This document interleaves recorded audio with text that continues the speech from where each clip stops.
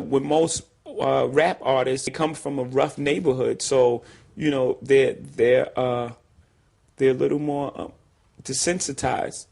You know, so and self-esteem is low because in these neighborhoods we're all taught that we're less than and we're not equal to everyone else in the world. So they're fighting against that, against the self-esteem and against ego and against everyone ignoring us from that point, and they're young. For so long, we were living in these neighborhoods boxed in, and those neighborhoods were our world.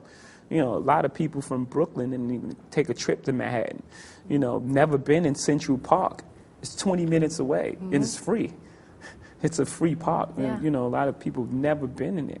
You know, our little world was all we knew. We didn't know anything outside of that world. So to look and see people that look like you achieving great things is like, oh, there is more, you know, and it proves self-esteem and it improves upon self-worth. You know, because a lot of choices are made from the position of, you know, my life is not worth much and I'm not, this sort of living is not much. So if I risk my life, you know, what am I really missing? But if you know how valuable human life is, you have more respect for yours and for others. You know, I wanted to make the case that rap is poetry for one, and, you know, some of the decisions we made to give those decisions context. Why these songs are the way they are, why there's this certain gangster rap, you know, why this, you know, is taking place. Chuck D famously said that, you know, rap is the CNN for the ghetto. Those brothers on the corner have the entrepreneur spirit also. He was able to develop an operation that made $3 and $4 million at different points. It would mean that he'd have to be pretty organized to organize a bunch of animals, right? Where I'm from, there is no recession. So there's no money there to begin with. When losing's not an option, then you got to do everything possible to win. Like, and I don't understand how they become complacent and feel like, oh, it's okay. You know, you get people that deal with things by not actually dealing with them, and allow you like you're the boss and you actually work for them. Because when you don't call them to say anything about what's going on, they just sit there like, he's coming to tell me what's going on, and then when he does, they're gonna do the portion of the job that they're comfortable with. Do you want to feel like you're afraid all the time, or do you start to become the aggressor? And you start saying, you know what? You ain't got to find me because I'm looking for you. Because the guy in the schoolyard doesn't want to fight, always leaves with a black eye. The moment that you show people that you're not willing to fight, they want to fight. I don't mind losing. I just like to lose at my expense. Let it be my fault. If I'm losing based on someone else's decision to do it, I'm furious about it. Yeah. Because I'm like, I could have learned it and made better judgment myself than to just allow that to happen. I got instincts. A lot of people will gauge your level of intelligence by you having an associate's, bachelor's, or a master's degree, but a lot of those people retain information long enough to pass midterms and never use it. I just pretty much followed my instincts. Experience and wealth of knowledge and all these things that I've been through and all these things that I've seen, and I've seen, you know, both sides of the equation. If you say something to me today, I'll remind you. I'll remember what you said to me. And that's how I learn a lot of the things that I said, is because I'm there. And you ever heard of ear hustling? Oh, yeah.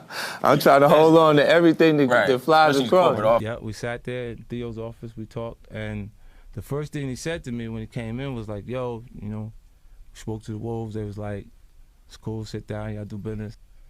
And the only thing that prevented me from doing the deal was the first thing Skane said to me when I walked in. I spoke to the Wolves? I spoke to the Wolves.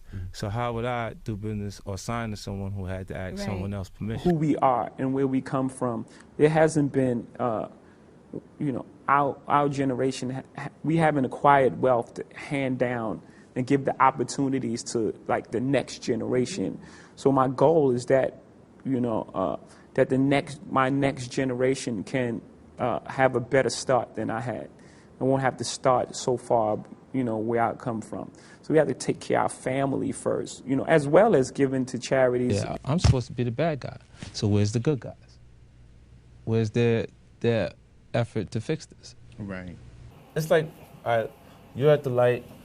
Funny, we're sitting in that position too. Like you pull up to the light in a Bentley, you got a Musan. You're just like smooth. 2013, and I pull up at the light in a hoopty. I'm in a Dodge, 93 Dodge Caravan. I didn't wash it. And I'm telling you, roll the window down. Roll the window down. And you look over, and you don't roll your window down. He won't roll his window down. Take the same scenario, you put that guy in that Bentley at the light, and the guy pulls up next to him in a Ferrari and says, hey, roll the window down. He'll roll the window down, because it was a choice. Mm-hmm. But he feels like you may have something to say of value. But if you actually want to make the window roll down, you have to fit the description. You know what my grandfather told me? You don't get as far as the motherfuckers you talk to for no reason. You'll be successful as the motherfuckers that you talk to for no reason. What I mean is, if you spending your day talking to a nigga that ain't got nothing going on, what the fuck kind of information could he offer you? Can he help you learn something? Can he teach you something in the conversation? I had to run on my own energy. You know, I had to convince myself that I'm gonna make it. You know, regardless of how people felt at that time. And what it does is it makes you feel like, well, it made me feel like there's gonna be points that people are gonna mistake my confidence for arrogance. See what I'm saying, man? Yeah, nigga, come on, man. Don't play with me that shit. 33 strategies of war, the art of seduction. Come on, man. All that shit come from the hood, B. It's a parallel between corporate America and the hood, and it's obvious. You see me winning, don't you? And fucking old timers is looking like, yo, that young boy, he took a page out of my book. But they ain't make all of that fucking money off it that I made off it. So what that make me? That make me a better version of them niggas. I had to believe in myself in order to make these things happen. I feel like you can will yourself into a good space. Mm-hmm. Like, things that are meant to happen will. And if you believe in yourself enough, you can help yourself learn. You can inspire, yourself in different ways where you can actually discipline yourself. As anybody who's been successful, you've always, the weight of who you are is on you as well. Sure. Do you have the power to get out from up under you? You know, the power to get out from everything you've done.